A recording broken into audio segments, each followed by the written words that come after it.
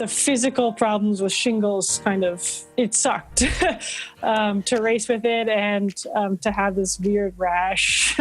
But I truly, I think in the moment I reflect back and I didn't have doubt, or I was just like, there's a lot of stuff that makes you like tick, and I think that was one of the things that like literally it just made me tick, because I was like, I am not going to let a rash stop me from winning worlds or like doing my best. So wow. it kind of almost put me in the zone as like, this is what you're going to try. Welcome to the Evolution of Leaders podcast. My name is Darwin Lee, and I'm a speaker and coach. I'm the founder of the Evolution of Leaders. On this podcast, I'm interested in exploring the traits, habits, or behaviors that set apart elite performers through their stories and in their own words.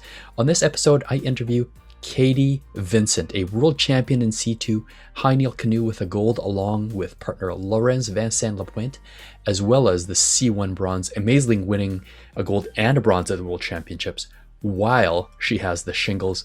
An amazing mind with a determination just to write her own story, an amazing story and a terrific example of mental strength and leadership. I hope you enjoy this interview. Katie, how are you? I'm doing really good. How are you? Thanks for having me. Thanks very much for coming on. And so as we start off, I thought, you have a very impressive resume. You're young but very accomplished. And so I thought it'd be good to kind of hear about your career in your own words.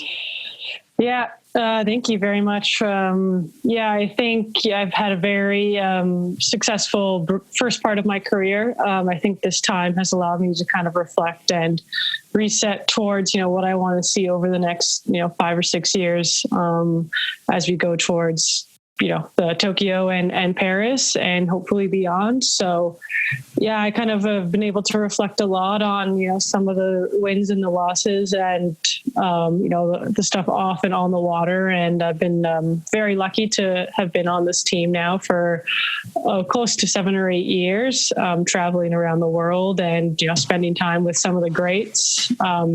One of my first memories on my first tour was having breakfast with Adam Van Koeverden just at a hotel in Portugal and being like, oh, this is pretty cool. Yeah. Kind of taking in a lot of those experiences as well as on the water racing. I think that there's a big part of sport that's off the water and a big part of sport that's on the water. So trying to enjoy and appreciate both as much as possible. Right on. And so you've had a very impressive career going right back to your junior days, and now right through to senior, competing internationally, in the open. And so clearly you're doing something right. And so what are some of those things that you can share, and maybe some people can apply themselves in some way? Yeah. Sometimes I'm not entirely sure.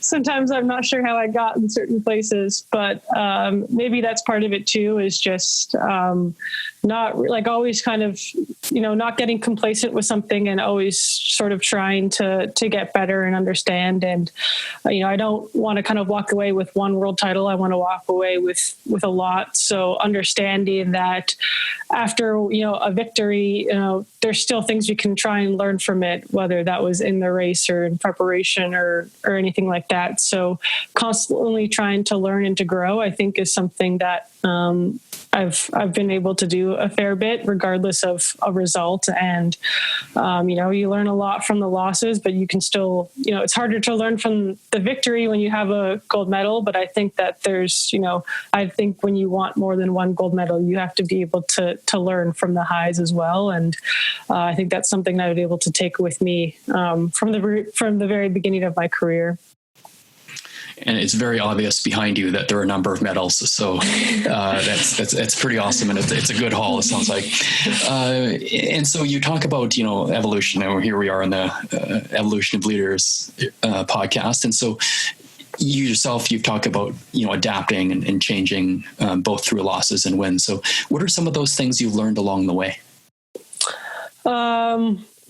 One of the biggest things is that it's always going to be different. No 2 wins, no 2 races will be the same. So all you can do is learning how to kind of prepare for a race sort of a thing, and making sure your routine or whatever it is, controlling what you can control.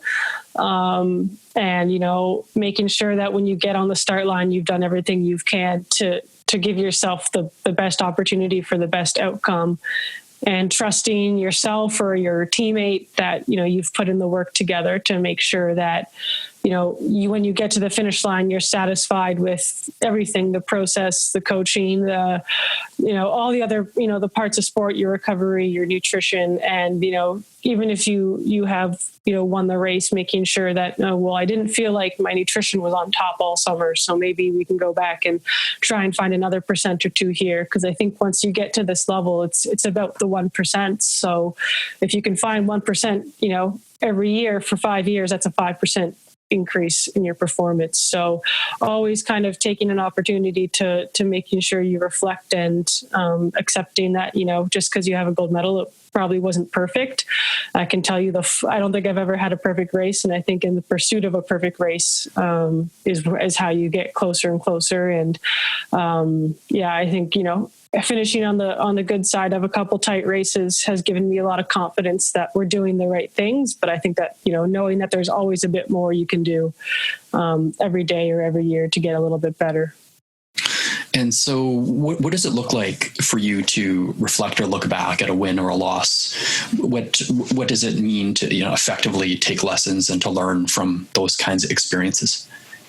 Yeah, I think it's important to stop sometimes, whether you're especially after World Championships, we usually get a few weeks off, and just, actually being able to stop and reflect. And I think COVID has also allowed me to do that on a grander spectrum of, looking back at a lot of things, but year to year, race to race, stopping. I do a lot of journaling as an athlete, and we have a lot of different analysis techniques, and, making sure, if we have a plan heading into a competition, and then stopping after and be like, how did we execute, whether that's a race plan or our preparation or stuff like that. And kind of trying to identify maybe some gaps, or if something was, a fluke or a mistake, something we couldn't control, how do we just kind of adapt to that? And how do we adapt to it better in the future if, anything can happen? As I've learned. And so just trying to kind of, I think that's the mental side of sport too. It's like physically you can go do 100 reps of whatever, whenever you want. But I think the mental side is something where I've really tried to kind of hone in on and make sure that, we're checking in and we're checking out of certain aspects, and making sure that we're, mentally prepared for events as much as physically prepared. And so what are the things that you think make you truly elite? You're world champion, and I don't know if you think of yourself that way, but what are the habits or traits of a world champion? What goes through your mind? What are the things that you do? That's a good question. I think a lot of it is just doing things that make me happy.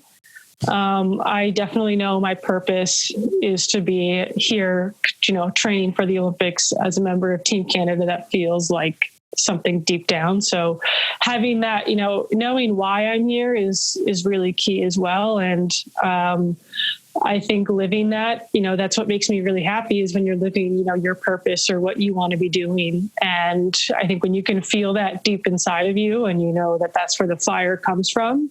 Because I've stopped multiple times over the last year, and like, why am I even doing this? So much stuff is happening. But every time something happens now, it kind of, you definitely question a lot of things. But then once you know the answer, it's a lot easier to continue to move forward. And I think a lot of times, especially, or not a lot of times, there's been a few times I've definitely, reconsidered everything. Like, why am I doing this? Like, what is going on? Like, is this a sign that I shouldn't be doing this, or is this a sign to keep going? And not judging yourself for maybe, wanting to, giving yourself maybe the option to quit, and just saying like, what if I just didn't have this in my life?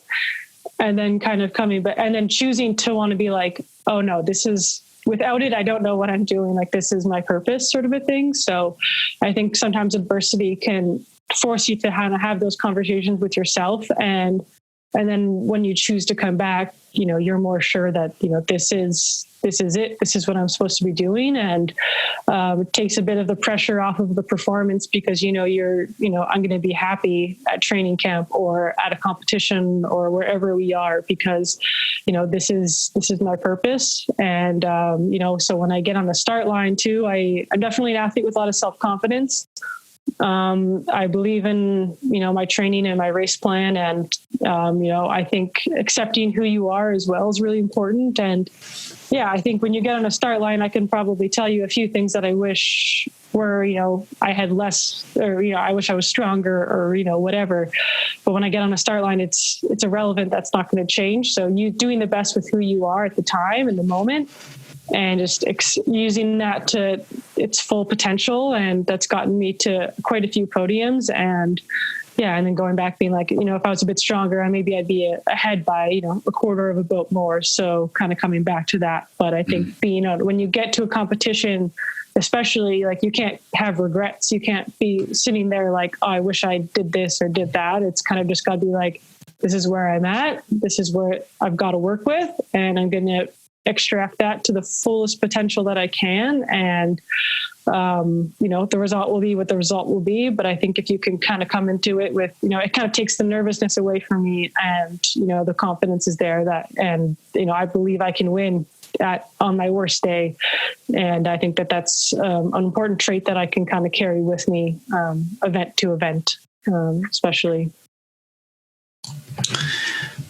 A lot of interesting things there. And how would you describe how you came across kind of your purpose and how you're sure that is your purpose and your reason for, it sounds like for being?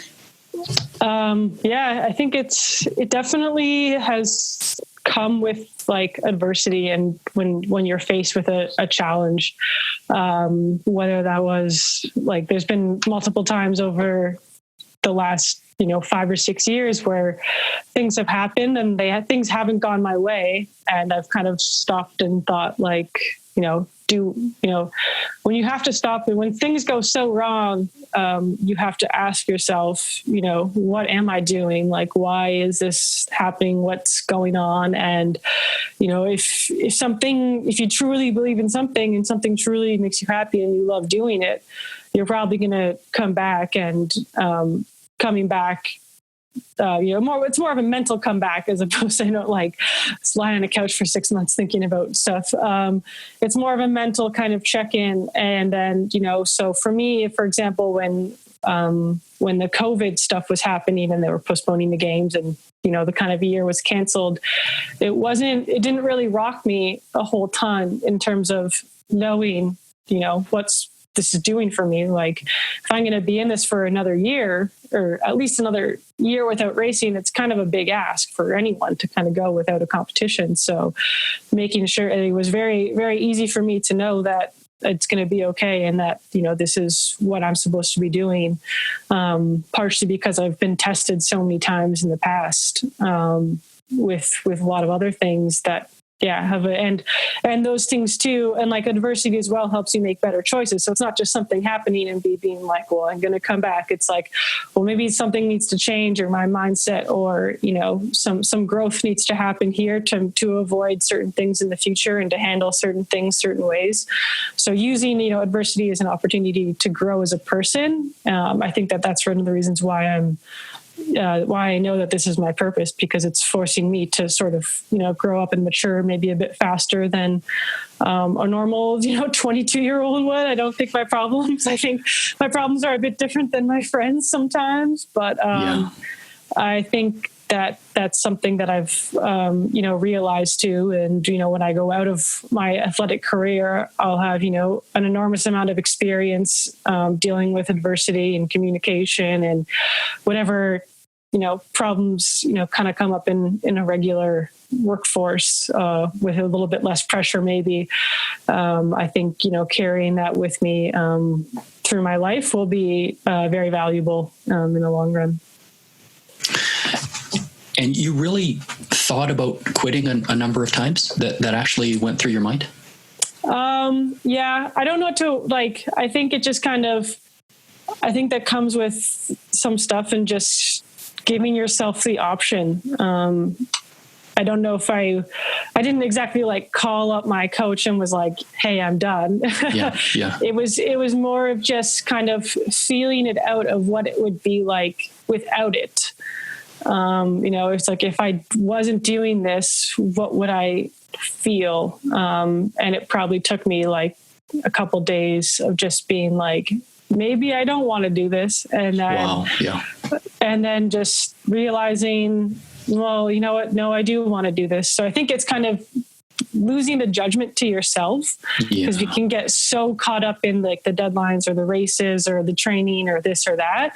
So it was almost an opportunity to like check out completely, and just kind of, just not judge yourself for 5 minutes and just be like, what do you want out of life and stuff? It's like, if you're going to be dealing with, sport, it's a specific type of lifestyle, and making sure that you want to be there, because, I think happiness is really key, and it's very easy to kind of get stuck in the cycle of, our daily routines and whatever it is. So making sure that there's purpose to it is really important. And I think kind of it was an opportunity to check out and understand what the purpose of this is, and how to make sure that, going forward, I am, in a happy state, and, adversity will come whether we like it or not. But knowing how to handle it. And, I think it's important to kind of check yourself sometimes and not judge yourself for maybe wanting to. And then at that point, when you choose to come back, I think that's really important, because you're choosing this lifestyle, and, you're not stuck in it. You want to be there, I think is really important.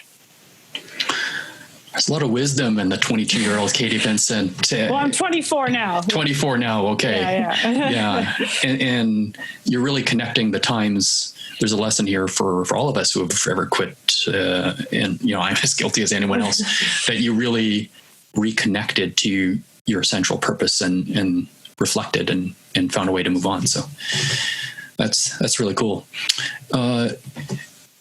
There's an interesting story with adversity where I think you really learned a lot about yourself. And there was a situation with shingles and racing with shingles. And I'm wondering if you can take us through that. So it seems as I have a look at your career from just like an objective pair of eyeballs, it really feels like that was a pivotal moment in your career. Yeah, shingles. It was, and it wasn't in some ways. I think that there's parts, I think it hasn't fully come out. Like, I think it's still just something to me that when I look back on that experience, so we were preparing for the World Championships in 2018. They were in Portugal, and we were in the south of France at a training camp. And there's 4 athletes and our coach.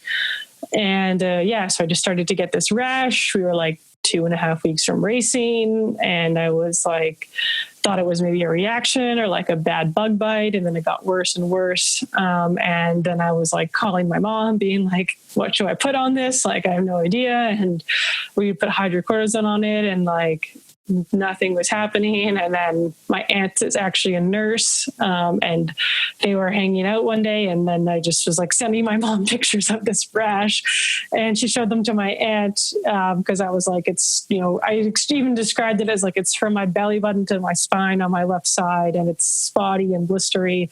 And my aunt was immediately like, that's shingles, like go to a hospital. So I think like 10 days before we left, or like a week before we left to go to Portugal, my coach and I were driving to a hospital in the south of France to get checked out. And I remember like going on Google Translate, and we were like trying to communicate, because there were French doctors, and my French wasn't that great. And then I got like some antivirals and some pain medication, and we're in communication with like our team doctor in Canada, kind of making sure everything was like we were allowed to take everything because of like the doping stuff, making sure that and they were all fine. Like they're just antivirals and like Tylenol sort of a thing. And then, and then I had to like gauze my side, and we had to tell everybody at the training facility to check if they had chicken pox, and if not, to stay away from me. Not that I was like, we were getting close, but it was just like a very small like training camp area, right? So It was like, and the New Zealand team was there, and they have one of the best women's kayak teams in the world. And I was like, oh my God, if I'm the reason Lisa Carrington gets chicken pox at Worlds, I'll never forgive myself. So there was a little bit of like stress in that sense. And then like, physically I just wasn't at my peak at Worlds, which was weird and not great. So, but I just kind of, like I said before, just put my head down and said, this is what I've got. And I'm going to put everything I can into all of these races, because I didn't do all that work over the last year for nothing. And, I believed in a lot of the training that we did. So I just kind of, sort of put my head down and tried to get through each race, as much as possible, and try and block out all the noise. And I think I don't know how many people on the team even knew. He kept it pretty quiet. I'm pretty sure a couple months ago someone was like, you had shingles at Worlds? And I was like, yeah, like you were there. It looked miserable. So for me, it kind of took away, just having strength to kind of put your head down and do something. And regardless of the noise happening around you, which I would later find out was a very valuable lesson for 2019 last year, with some of the stuff that happened, just kind of having to block out the noise. And I think, the physical problems with shingles kind of, it sucked to race with it and to have this weird rash. But I truly, I think in the moment I reflect back and I didn't have doubt, or I didn't I was just like, there's a lot of stuff that makes you like tick. And I think that was one of the things that like literally it just made me tick, because I was like, I am not going to let a rash stop me from winning Worlds or like doing my best. So wow.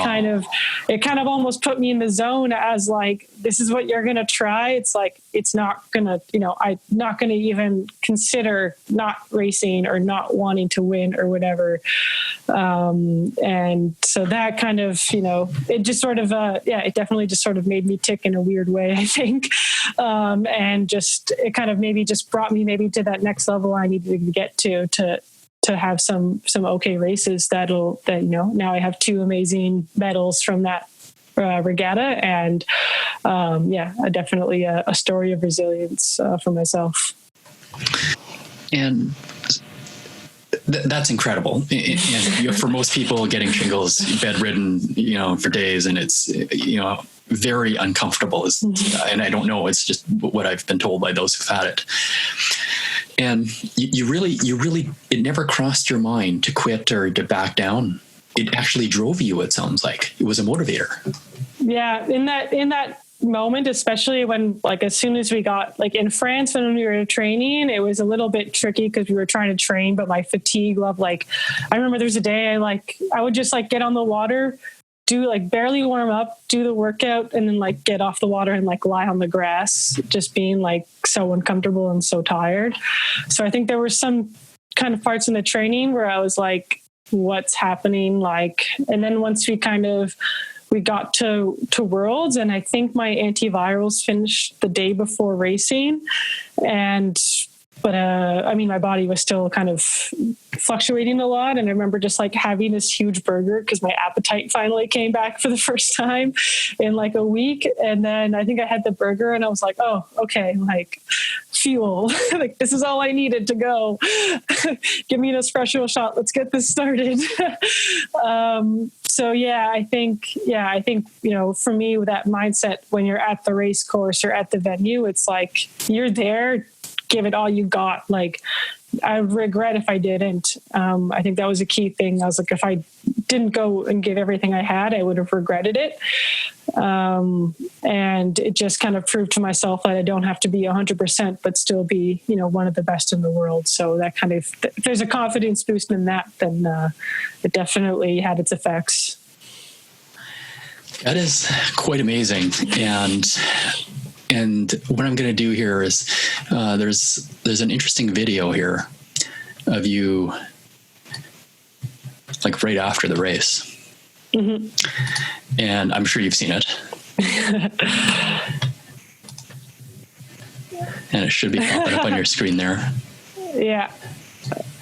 And so you pump your fist, and you get off, and it feels like it's quite uncomfortable, and yet you're pumped too, and it's just an amazing story just of fighting through it, and then feeling exhausted after, but at the time you're really going.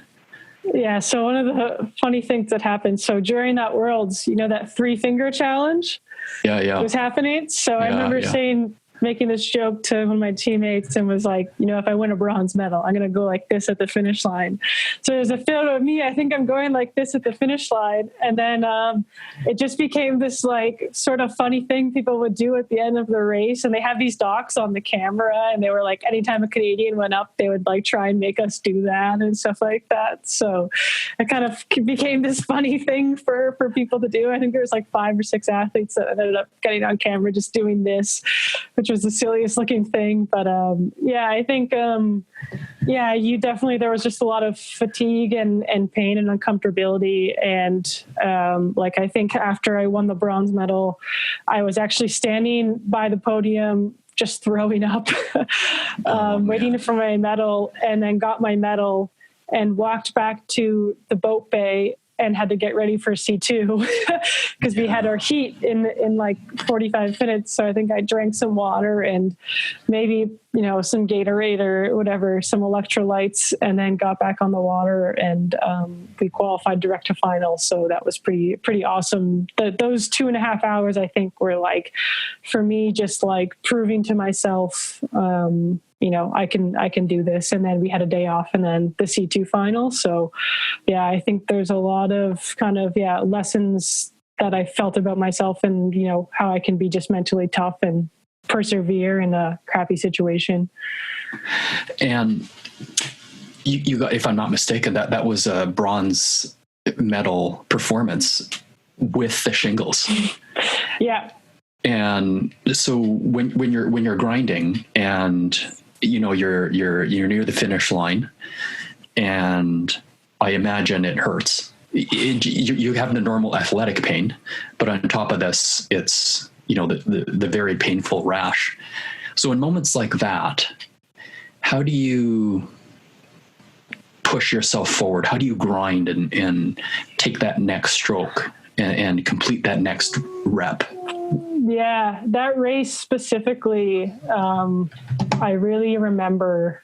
It was around 100 meters left, and I think that I was definitely kind of third or fourth, and I could see that the Belarusian and the Russian were a bit ahead, and it would have been a bit to catch them that I probably didn't have in me. But I remember just being like, well, like, you can still do something here. And I remember just kind of, I think there was a Chinese girl, either a lane over, just like one, like pretty close, like within kind of peripheral. And I remember just being like, just try, do like, starting my finish. And I was like, I had to decide, like, at that moment, it was like, do I just empty my tank right now and, risk what might happen with Laurence and I? Because I just wouldn't know how my body would react. And there was like an hour and a half between races. So we considered it like I kind of I went through this process of, do I just, let this one kind of go and paddle to the line and, finish it off and then make C-2 the next, make sure I'm, kind of prepared for that?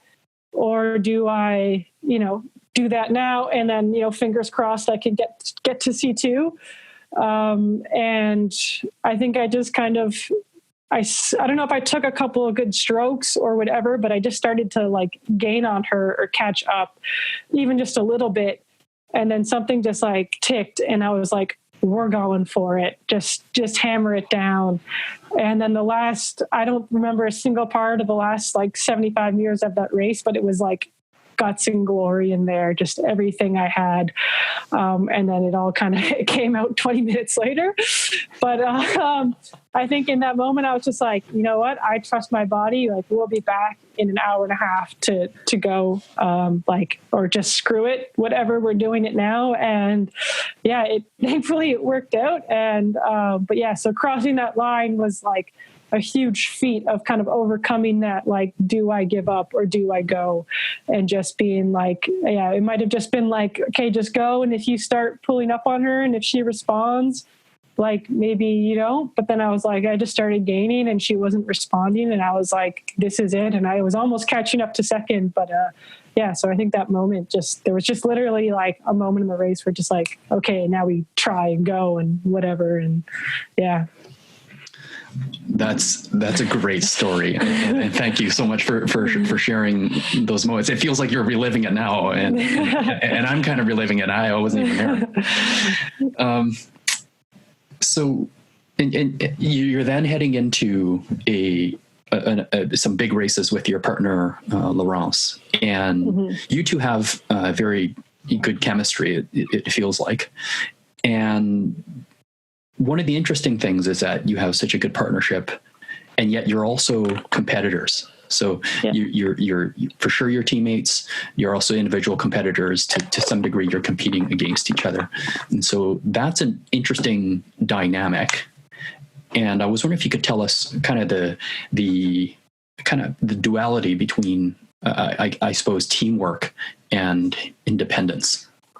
Yeah, it's definitely, I mean, it's something we've had to talk about with our team as well, like our coaches and between the two of us, because I think that the first thing, and I tell this if anyone asks me what, the trick is, and it's having like the common goal.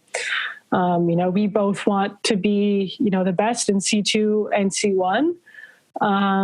So, we want that Olympic gold medal in C2, and yeah, we both want the Olympic gold medal in C1 as well. So I think within our team, it's recognizing it and just saying it is super important, and not just being like, oh, I want you to win or this or that. It's like, no, we both want that. And then, yeah, understanding the individuality of it. So we are also physically very different. Like Laurence is taller and a bit bigger, and I'm a bit smaller, and maybe a bit like more on the fitness, like aerobic side. I have kind of strengths. So our strengths and weaknesses like really are kind of opposite. So, within our team, recognizing that like what I need sometimes is very different from what Laurence needs, and what Laurence needs is different from what I need. And then working within our team to make sure that we're both getting what we need to be the best. Because at the end of the day, if I'm at my physical like peak and Laurence is at our physical peak, like our C2 will be better for it. And our C1 results, like the outcome will become the outcome. Whoever wins will win. But if we can both just be able to believe that, I did everything I can to be the best in C1 and in C2, and the same for her as well, I think that kind of adds to the respect we have for each other. And like, yeah, we're lucky we get to kind of train together, and we get to push each other. And that way, that when you're lining up against someone, they're one of the best in the world. So I think there's a lot of benefits to having that kind of punching bag almost for both of us. Like we're going to push each other. Like we probably know how to get under each other's skin pretty quick. So balancing that out and not making the training environment too intense or too competitive too, and making sure that we know when we need to kind of be apart, we might need to be apart, and when we need to come together, we can come together. But first of all, that comes with having the common goal and the respect for each other to understand that, it's like if I say I need something and it's different from what Laurence needs, it's not a personal thing to Laurence. It's about me getting what I need to make myself better.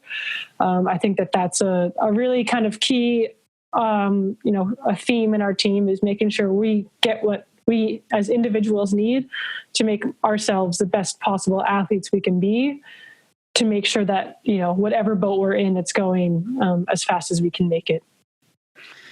That's a fascinating answer, because I was thinking or expecting that you might talk about something, maybe conflict resolution and things like that. But really, rather than that, you've chosen to be very open and communicative, and just openly discussing the things that might be at odds, but really just getting out in the open, and then it's out in the open. Yeah, I mean, there's definitely been like conflicts between us in the past. Like you spend so much time with someone and it's a high pressure sport and situation. And so we've definitely learned over the last few years the importance of that. And so when, stuff happened last year, I didn't even doubt her for a minute. I mean, like my mind kind of went crazy, but I think when you have trust and respect within your teammate, as a human being, and then also as an athlete, it's super important. And yeah, like I think the open communication and just saying what you need can be so much more important. And it took us a while to get there. Like this didn't happen overnight. It took months and years, but I think where we are now as a team is super important. And I think it's what makes us, it's what makes me think of next year, and without a doubt knowing that we'll be, one of the best in the world come Tokyo next summer. That's great, and love the confidence and the teamwork there. And so here there's a great picture from Canoe ICF of the two of you. And the very interesting thing is that you're on the same side. And so for those who might not know, it's typical for paired partners to be on opposite sides because it keeps the boat straight, and you're both on the same side. And it seems to me like both yourself and Laurence are innovators in a way, because you've achieved world champion status, and that's awesome. Congratulations. Doing it this way, and also kind of trailblazers for the sport itself. But how do you see this? I mean, it's definitely, I think it can be weird sometimes. I think at the beginning people kind of judged or maybe laughed at us. And then by the end of the summer, people were like switching their situations. Awesome. So we saw that worldwide, like we did it at World Cups and had some success. And then after we won our world title in 2017, the next year, it was a lot more common to see people at least trying it. Like every country is different and it's athlete to athlete. I've been asked a lot about, what it's like steering that situation and stuff like that. And I'll go back to something that just genuinely, like, it makes me tick. If someone thinks I can't do it, I'm going to prove them wrong. Right. And I mean, we're double left and we've raced in rights wins. Our Portugal final, I believe there was a slight right win, nothing crazy, but we had a lot of conversations leading into Portugal because it's a right win tendency. Okay. And it affects your boat more. And it affects the boat more. Yeah. And I just, from the moment, I was like, it's not going to be a problem. Like, it'll be windy, but I can guarantee you I can steer a double left better than a right can steer a right left. So I kind of just have this kind of... I love it. Yeah, cocky confidence to it. And, but I make sure my actions deliver, right? And I think that's the important part. And I remember we had a race early 2018, I think, and there was a big rights wind. And it was the first time we had faced one of the stronger Chinese coups that kind of came out of nowhere.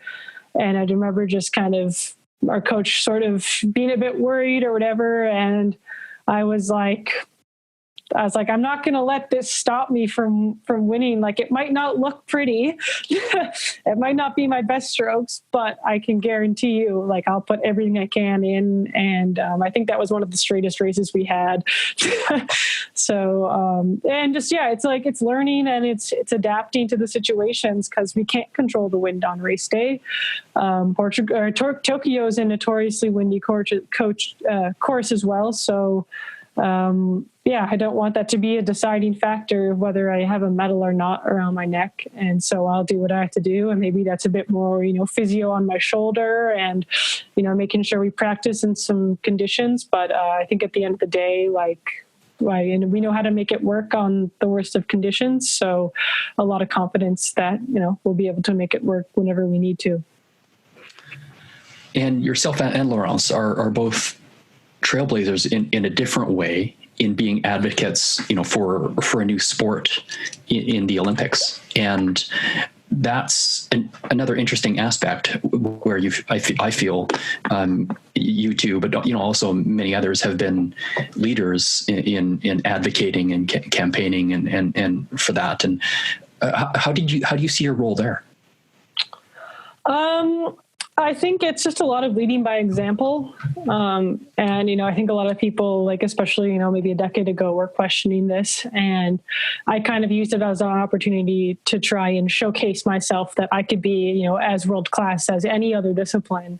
I could, like Lisa Carrington or, Liam Heath or, whoever, Sebastian Brendel, looking, those are some of my heroes. So kind of being able to look at, maybe how they are and what they do on a regular basis, and just, bringing that into our training environment on a regular day. And making sure that, we're truly world-class. So at the beginning, when people were kind of questioning whether, women's canoe should or shouldn't be there, like, especially as Canadians, we're a huge part of the beginning of this movement. And so many people came up to me and were like, oh, now that the world's doing this, like, you won't be as good or whatever. And I was like, you really think it's going to bother me whether, they're 2 seconds behind me or 3? Like, I'm still in front. So, it was almost a motivator. I was like, I know, my values and, how I train and the stuff that I do. And, I've been lucky to have coaches since the beginning that have been able to kind of support, women's canoe through all of this. And I think that's a key factor of, how I got here today. But yeah, I mean, a lot of people question whether we would still be in the rankings that we are, as the world is catching up, and they still are, like, I think, but, at the same time, a lot of the girls that I race against now have been doing this, for as long as I have, and are excellent athletes and canoers. And I have a ton of respect for them. And but just making sure, like, and especially too, when I leave this team, I want to make sure that the next person is up to par. And we've got a great junior team like Sophia Jensen and Julia Lilly and a ton of other girls coming up the pipe, and just making sure that, we can kind of continue maybe this legacy for a little bit longer than or forever.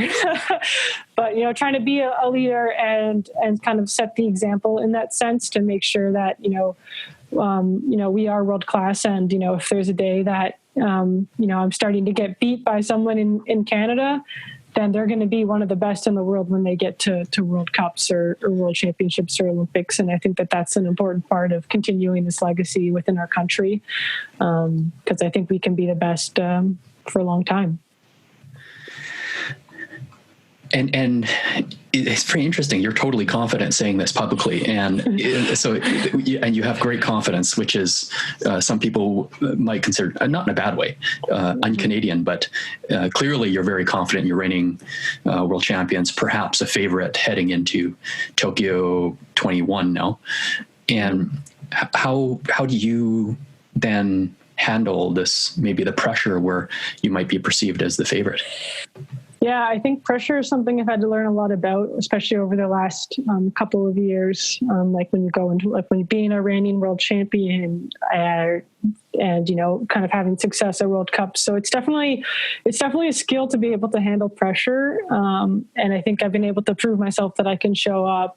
Like especially 2018, we were reigning world championships. The pressure, was, on us to make sure that, we kind of defended that title. And then I was facing, these shingles that were kind of, a bit of a frustration. So I think just it's a lot of, learning how to deal with that. And I think that kind of, in the way I see it too, is the only, like, I put more pressure on myself than anybody else in the world. So handling my own pressure I put on myself is really important, and learning how to manage that, because I think too, it's learning how to do that is a skill, and it is possible to be undefeated for your career. Like Lisa Carrington hasn't lost a K1 200 since before London, I think, right? Yeah. So that's like almost 9 years, right? So it is completely possible to have that level of excellence over a long period of time, and to be like, her race last year was as dominant as any other race before. So, like we said, just always learning, even from the wins, and trying to get better and finding more every year. Knowing that, so it's like, if you're winning and you could be 30% better at this or that, that could improve your performance significant amount. So always trying to get a little bit better all the time, because you want to keep winning, and it's possible to do that. And there's moving forward in time from some of the races we've talked about. There's something very interesting that happened where you were able to secure the berth for Canada heading into Tokyo. And I'm going to read a quote here from the Chief Technical Officer, Graham Barton. Excuse me. I am very proud of what Katie accomplished today. To be told at the last minute you will be racing C1 and the devastating news about her partner is a testament to her competitive spirit. And so before we get into the story, so first off, Laurence was completely exonerated, and she's back training and all that kind of stuff. But there was a test that came back positive. So again, she completely allowed to compete once the investigation and the reasoning came through. But I'm wondering if you can tell us about that. A moment when you're told, okay, you're gonna be racing C1 and there's a berth for Tokyo on the line here, and you just sucked it up. But what was that whole experience like with the butterflies or whatever that looked like to you? Yeah. In terms of comparing it to Shingles, this one was completely different and 10 times harder. I think, when we found out, I found out on the Monday, and racing started like Thursday, or whatever. And the turnaround was very small, and I had just so many questions and that didn't have answers. And I think it just I had to just sort of put it to the side and just take this opportunity for what it is. It's not ideal. It's not what I wanted. It's not anything close to the original plan. It's not, a measure, like it's so obscure and insane. So just being able to and it was hard. I definitely cried a fair bit just trying to figure out stuff, and it would kind of come and go. And even going on the water to train and prepare was what the heck is happening? Where is Laurence? I think, a huge part of it that maybe I probably haven't really talked a ton about because it's just a little weird was when you're a partner with someone, you're very used to having them around. And so suddenly, I was Laurence wasn't there. And she's definitely, a face of our sport and internationally and, very recognizable person on the world stage. So suddenly, I'm always sort of literally a little bit behind her. And suddenly she was just gone. And then I was the C1 200 race is a lot of pressure. And especially at a qualifier and under circumstances. So it sort of had to shift in a lot of ways. And I had a lot of confidence in our C2 leading into that World Championships. I hadn't thought twice about C1. I just was C2 is the goal. I was dealing with some other personal stuff, and I was I can focus on this. This will be my, my amazing moment, and I'll be able to walk away from the summer, proud of what we could do. So that it was sort of a weird summer for me to begin with. And then it took a turn with three huge roles and was what is happening right now? But just accepting it as much as possible, and just there was still a secondary opportunity to qualify C2 at our continental qualifier. So not all hope was lost. Right. And whether she would have been able to be back or not, there were so many questions in that moment. I got the answers that I needed. Was can we still qualify C2 later on?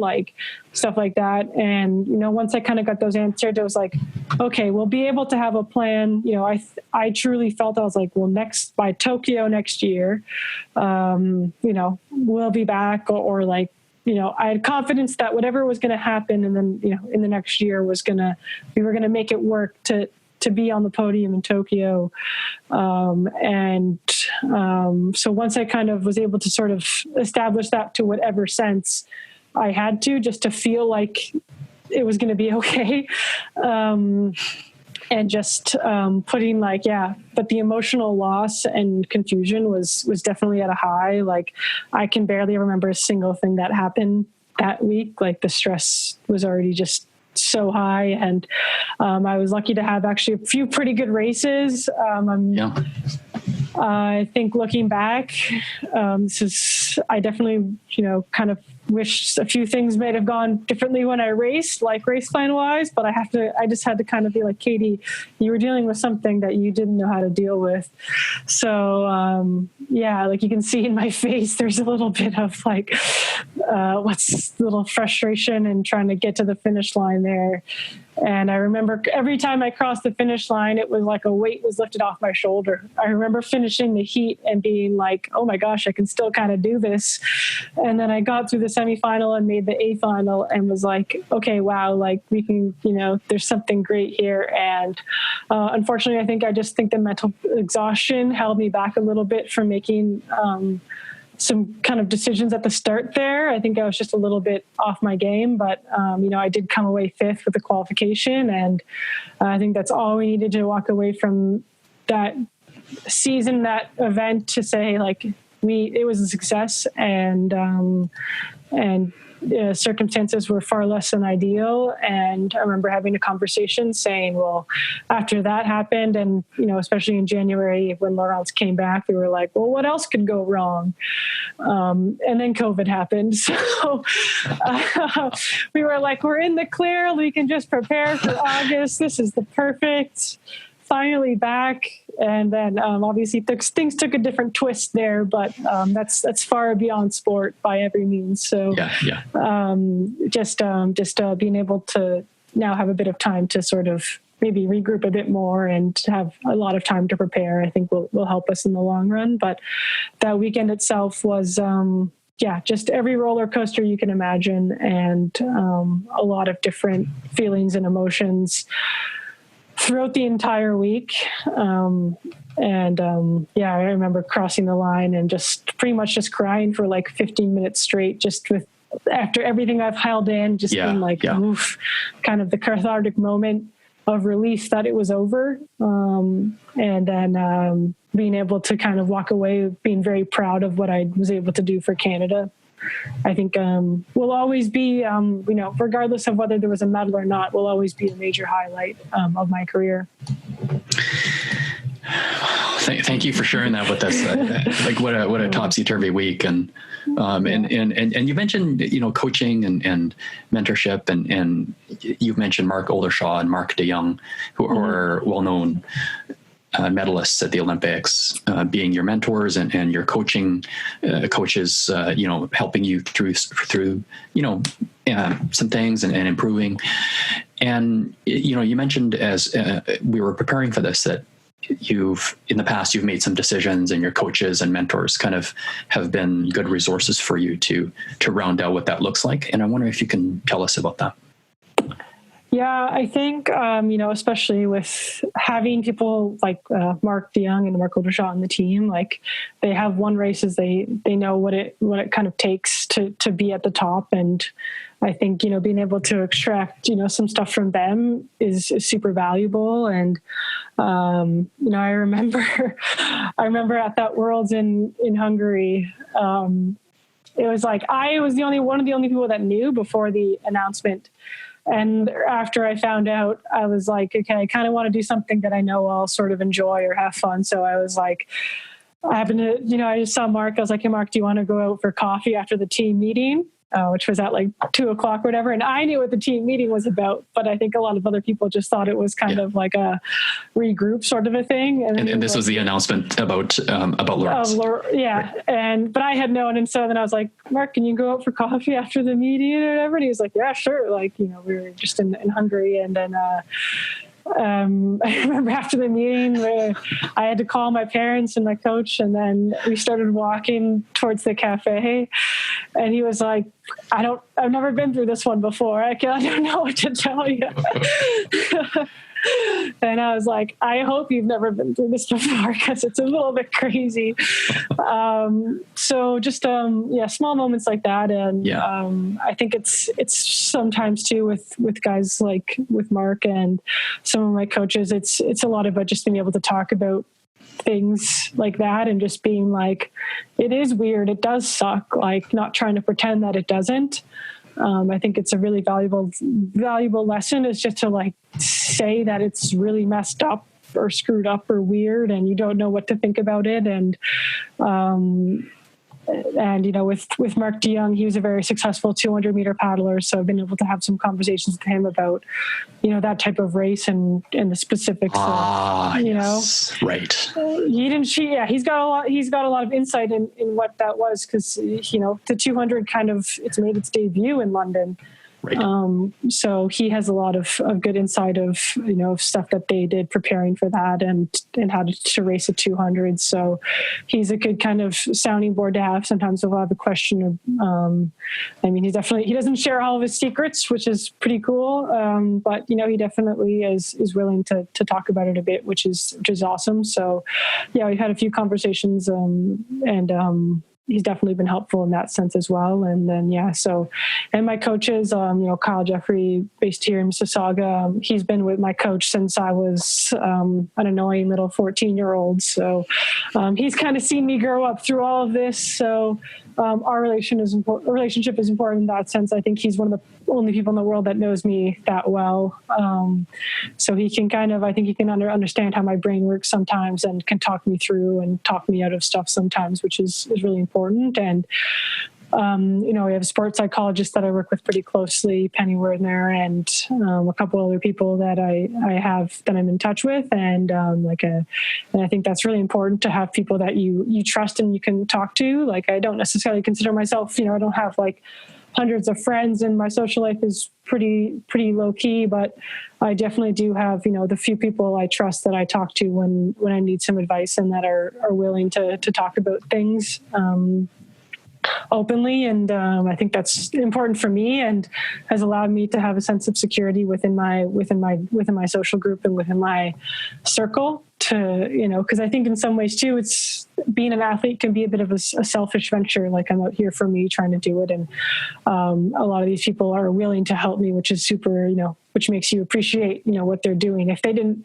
want to be there or here helping me, then I hope that they don't, make themselves, don't, frustrate themselves by trying to do this. I think if, especially in sport, people are here because it's a passion and it's a love for sport. So making sure that, we're always honest with each other in that sense, because, you don't want someone on your team that doesn't want to be there.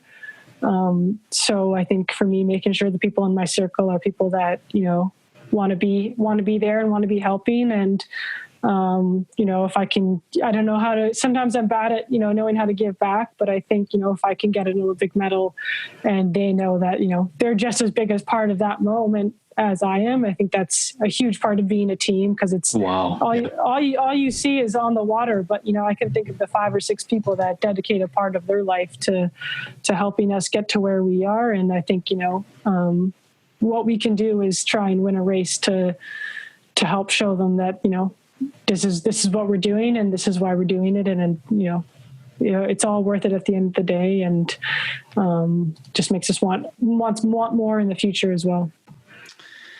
Wow, those are amazing insights. We could go for a lot longer, but I know you have a call coming up related to your training, so I don't want to take too much of your time here. But just stay with me online as I close it down. But